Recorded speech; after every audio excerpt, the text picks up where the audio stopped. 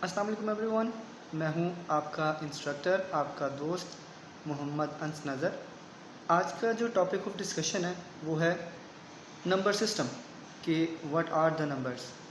Life का आगाज़ हुआ तो जो शुरू के हर्ड्समैन थे उन्होंने अपने मवेशियों की तादाद को देखने के लिए एक तरीका इस्तेमाल किया जिसमें उन्होंने पत्थरों का इस्तेमाल किया। अब पत्थरों की मदद से मवेशियों को इस तरह से देखा जा सकता था कि अगर जैसे-जैसे ही मवेशी निकलते जाते थे, वो एक मवेशी के बदले एक पत्थर किसी ख़ास जगह पर रख देते और जैसे ही मवेशी वापस आते, तो एक मवेशी के गुज़रने से वो पत्थर उठाते जाते। अगर पत्थर ख़त्म हो जाते और मवेशी बाकी रहते, इसका मतलब ये है कि मवेशियों की तादाद पहले की निस्बत ज़्यादा है और अगर मवेशी ख़त्म हो जाते और पत्थर बाकी बच जाते, इसका मतलब है कि मवेशियों की तादाद पहले की निस्बत कम है और अगर मवेशियों के ख़त्म होने के साथ पत्थर भी ख़त्म हो जाते हैं, तो इसका मतलब है जितने मवेशी गए थे, उतने ही मवेशी वापस लौटे हैं। फिर इंट्रोडक्शन टू नंबर सिस्टम में मतलब नंबर्स के तारुफ में सबसे पहले जो सिंबल्स यूज़ हुए, वो ये थे जो कि आपको यहाँ पे स्क्रीन पर नज़र भी आ रहे हैं। फॉर एग्ज़ाम्पल ये वाला जो सिंबल है, वो 1 के लिए इस्तेमाल होता था, 2 लाइन्स 2 के लिए, 3 लाइन्स 3 के लिए और 4 लाइन्स 4 के लिए। फिर आहिस्ता-आहिस्ता मुख्तलिफ लोगों ने मुख्तलिफ नंबर सिस्टम्स अपने-अपने कल्चर के मुताबिक डेवलप करना शुरू कर दिए। जिनमें से ज़्यादा जो अंडर कंसिडरेशन लाया गया वो था ग्रीक्स का नंबर सिस्टम। अब ग्रीक्स के नंबर सिस्टम में उन्होंने शुरुआत तो वही रखी, एक लाइन के लिए एक नंबर के लिए एक लाइन ये वाली, 2 के लिए 2 लाइन्स, 3 के लिए 3 लाइन्स एंड सो ऑन इसी तरह ही। लेकिन जब 9 तक पहुँचे तो 10 के लिए उन्होंने एक अलग सिंबल इस्तेमाल किया जो कि ये वाला सिंबल है। ये सिंबल 10 को रिप्रेजेंट करता है, ये वाला सिंबल 100 को रिप्रेजेंट करता है, ये वाला 1000 के लिए है, ये वाला 10,000 के लिए है, ये 1 लाख के लिए है और ये 10 लाख के लिए है। तो अपनी लिखने के तरीके को इस आसान बनाने के लिए इन्होंने सिंबल्स का इस्तेमाल किया। फॉर एग्जांपल अगर मुझे 13 लिखना होता तो मैं क्या करता, ये 10 देन 1 2 3 तो दिस इज 13। और अगर मुझे 124 लिखना होता 124 लिखना होता तो सबसे पहले 100 then 10 and 10 20 then 1 2 3 4 this is 124।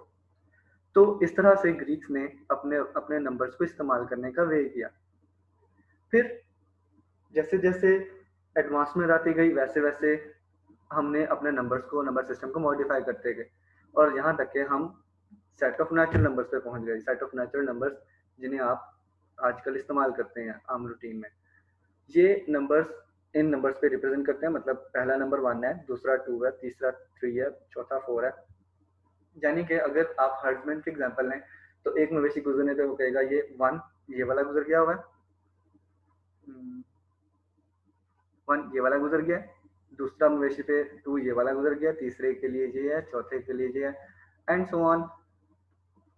लेकिन मसला ये हुआ जैसे जैसे वक्त गुजरता गया वैसे वैसे इक्वेंस का कंसेप्ट आया हमारे सामने। अब इक्वेंस का मतलब ये है, फॉर एग्जांपल अगर मेरे पास x plus 1 is equals to 3 ये एक इक्वेशन है जिसके अंदर x एक अननोन है, तो इसका मतलब है इस सेट के अंदर से सेट ऑफ नेचुरल नंबर्स के अंदर से हमारे पास कोई नंबर ऐसा जरूर होगा जिसकी जगह मैं x की मतलब जिसको मैं x की जगह रखूं तो इस इक्वेशन को इक्वल होना चाहिए। और चूंकि मुझे यहाँ से नंबर 2 मिल रहा है, अगर मैं 2 को इस x की जगह रख देता हूँ तो मुझे इक्वेशन सेटिस्फाई करने को कोई मसला नहीं है, like 2 plus 1 is equals to 3। लेकिन अगर मैं number x plus 1 is equals to 3 के बजाय x plus 3 is equals to 3 ही लेता हूँ, तो क्या मेरे पास कोई नंबर नेचुरल नंबर सिस्टम में से कोई नंबर ऐसा है जिसको मैं x की जगह रखूं और इक्वेशन सेटिस्फाई हो जाए? 1 रखता हूँ तो 4 आंसर आता है, इक्वलिटी नहीं आती। 2 के लिए 5 आंसर आता है, इक्वलिटी नहीं आती। तो सेट ऑफ नेचुरल नंबर में कोई नंबर ऐसा नहीं है जो इस इक्वेशन को सेटिस्फाई कर सके। तो हमने क्या किया, हमने एक नया नंबर इंट्रोड्यूस करवाया जिसे हम जीरो बोलते हैं और इस सेट को हमने सेट ऑफ होल नंबर्स का नाम दिया जिसको W से रिप्रेजेंट करते हैं। ओके, अब मेरे पास जो इक्वेशन है जो फॉर एग्जांपल मैंने इक्वेशन लिखी थी x plus 3 is equals to 3, अगर मैं इसकी जगह x की जगह पे 0 पुट करता हूँ तो मुझे कोई मसला नहीं है, ये वाली इक्वेशन सेटिस्फाई हो जाती है। लेकिन मसला फिर ये है कि अगर मैं इक्वेशन ऐसे लिख रहा हूँ x plus 4 is equals to 2, तो क्या कोई नंबर ऐसा है जो इसके अंदर रखा जाए और इस इक्वेशन को सेटिस्फाई हो जाए? 0 रखूंगा तो 4 इक्वल टू 2 आता है, विच इज नॉट ट्रू। 1 के लिए 5 इक्वल टू 2 है, which is again not true. 2 के लिए 6 इक्वल टू 2 है। तो सेट ऑफ होल नंबर्स के अंदर कोई नंबर ऐसा नहीं है जो कि हमारे इस इक्वेशन को सेटिस्फाई करता हो। तो हमने क्या किया, यहाँ से नेगेटिव नंबर्स का इंट्रोडक्शन करवाया कि नेगेटिव नंबर्स इंट्रोड्यूस करते हैं। फॉर एग्जांपल अगर मैं बात करूं, जो मैंने बात की थी यहाँ पे इस इक्वेशन के लिए, अगर मैं x की जगह पे -2 लिख दूं तो यहाँ पे इस इक्वेशन को सेटिस्फाई हो जाएगा। बट x इक्वल टू -2 तो w में हमारे पास नहीं है, तो w को थोड़ा सा ओवर एक्सटेंड करना पड़ेगा। तो यानी कि जितने नंबर्स हमारे पास पॉजिटिव में है उतने ही नंबर्स नेगेटिव में भी होंगे। अगर हमारे पास 1 है तो इसके अकॉर्डिंग -1 भी होना चाहिए, 2 है तो 2 के अकॉर्डिंग -2 होना चाहिए, 3 के अकॉर्डिंग -3 होना चाहिए, एंड सो ऑन। अब ये जो नया सेट बना हमारे पास 0 plus -1 plus -2 and so on, इस सेट को बोलते हैं सेट ऑफ इंटीजर्स। ठीक, अब मुझे इस तरह के इक्वेशंस का तो पता चल गया कि अगर मेरे पास एक इक्वेशन होती है x प्लस 4 इक्वल टू 2, तो डेफिनेटली इस इक्वेशन के अंदर मेरा मेरा इस इक्वेशन के लिए मेरे पास z में से सोल्यूशन मिल जाता है। There is -2 here with negative sign. तो अगर मैं x की जगह पे -2 रिप्लेस करता हूँ तो इक्वेशन सेटिस्फाई करती है। अब वेरिएबल को मैं जरूरी तो नहीं हो कि एक ही दफा लिखूं, मैं वेरिएबल को एक से ज्यादा दफा लिख सकता हूँ। तो मैं लिख सकता हूँ x plus x is equals to 3, जिसे मैं लिख सकता हूँ 2x इज इक्वल्स टू 3। तो क्या सेट ऑफ इंटीजर्स के अंदर, इस सेट के अंदर कोई ऐसा एलिमेंट है जिसको अगर मैं x की जगह रखूं, यानी कोई ऐसा एलिमेंट है जिसको मैं 2 से मल्टीप्लाई करूं और आंसर 3 आ जाए? तो ऐसा तो कोई एलिमेंट नहीं है। इसका मतलब है अभी भी सेट ऑफ इंटीजर्स मुकम्मल नहीं है, इसके अंदर कुछ कमी है। तो हमने क्या किया, हमने फ्रैक्शन वाले नंबर्स का इंट्रोडक्शन करवाया कि ऐसे नंबर्स जिनको हम फ्रैक्शन की फॉर्म में लिख सकें, ऊपर भी इंटीजर हो नीचे भी इंटीजर हो, हम इसको फ्रैक्शन की फॉर्म में लिख सकें। फॉर एग्जांपल अगर मैं नंबर लेता हूं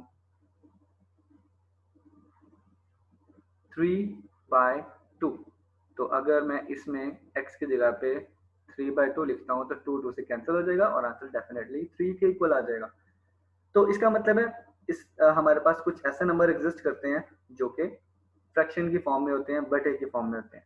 उन नंबर्स को बोलते हैं हम सेट ऑफ रैशनल नंबर्स, ये वाले नंबर्स। अच्छा, जिन लोगों को नहीं पता उनको मैं इस फॉर्म के बारे में बता दूं कि सबसे पहले हम इसके अंदर, this is set builder notation, ये जो सेट की फॉर्म है, सेट को रिप्रेजेंट करने की फॉर्म है ए ओवर बी, यानी कि ऐसे नंबर्स जो ए और बी की फॉर्म में लिखे जा सकते हैं।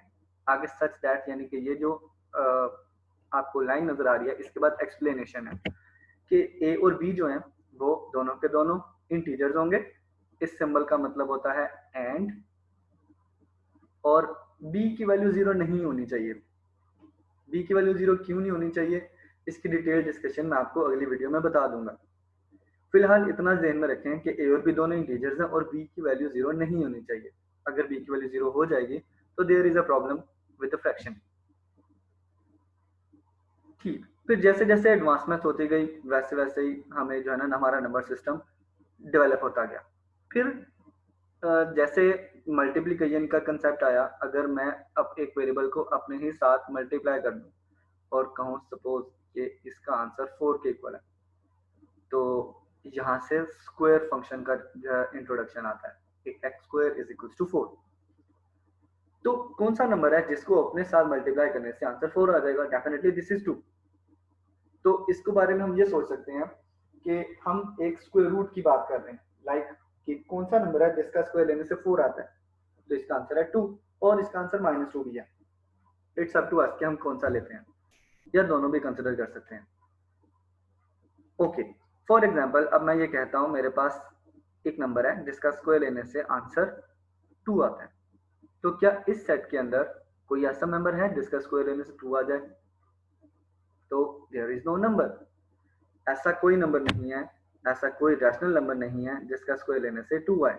इसी तरह ऐसा कोई रैशनल नंबर नहीं है जिसका स्क्वायर लेने से 3 आए। ऐसा कोई रैशनल नंबर नहीं है जिसका स्क्वायर लेने से 5 आए। तो देयर आर मेनी नंबर्स जो कि इस फॉर्म में, जो कि रैशनल नंबर के फॉर्म में रिप्रेजेंट नहीं हो सकते। उन नंबर्स को हमने कहा है कि these are not rational numbers and these are called the irrational numbers, जिनको हम इस तरह से रिप्रेजेंट करते हैं।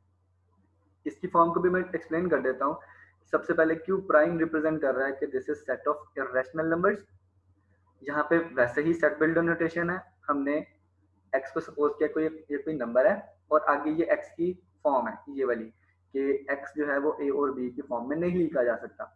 और ए और बी के बारे में आगे वही डिस्क्रिप्शन है, ए और बी दोनों इंटीजर्स हैं और बी की वैल्यू 0 नहीं होनी चाहिए, जिसके बारे में आपको बाद में डिटेल से बता भी दूंगा। मेरी अगली वीडियो इंशाल्लाह सेट ऑफ रैशनल नंबर्स और सेट ऑफ इररेशनल नंबर्स के बारे में ही है। आपको सारा आइडिया हो जाएगा कि रैशनैलिटी और इररेशनैलिटी कैसे चेक करते हैं।